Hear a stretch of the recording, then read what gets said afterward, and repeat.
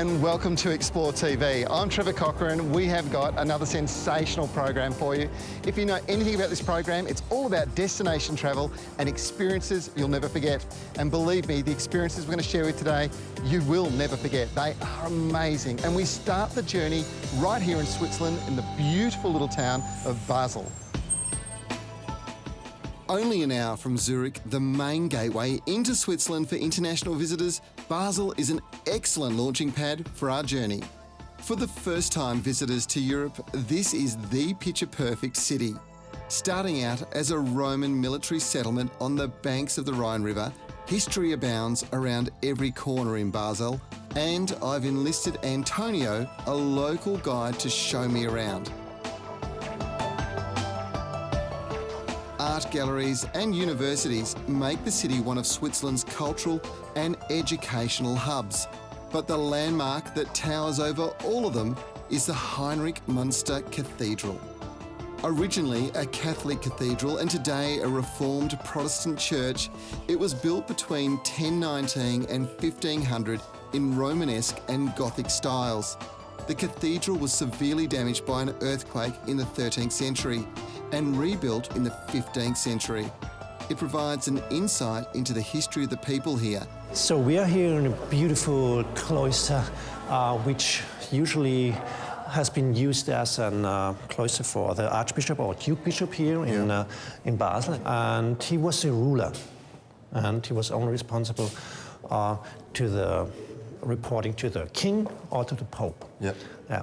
And this cloister, after Reformation, it has been used for the citizenship after 1529, for the citizenship of Basel as a memorial place. And you can see a lot of epitaphs here and fine plates here. How old is it? Oh, this is pretty old. And this building here has been built in the 16th century, in the beginning of the 16th century, but it is an old basement here from the 10th century already. Right. You can see stones here from 900 on, yeah.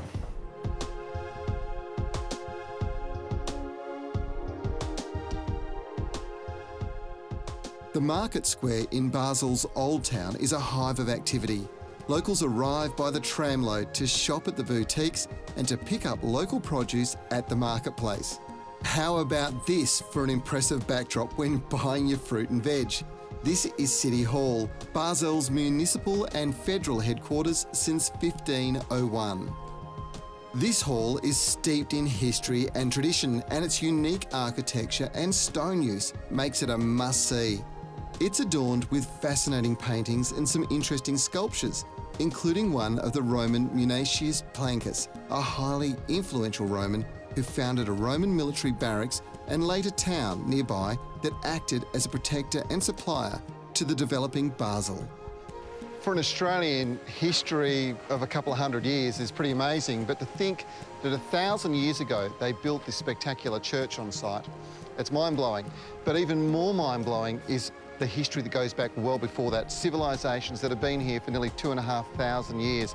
The Celts built walls around the original settlement that they had here to protect their people. Everywhere you look, it's just incredible. But the one thing that has predated all of this rich history is the Rhine itself. Today, still an active thoroughfare for commerce throughout Europe. The calming nature of this waterway winding its way through Switzerland is deceptive. On those glorious Swiss summer days, locals take full advantage, sealing their clothes in a bag and floating down the river in a roped-off swim lane. Absolutely no effort required. Like most major trade centres, Basel's establishment was no accident. In fact, it was very strategic.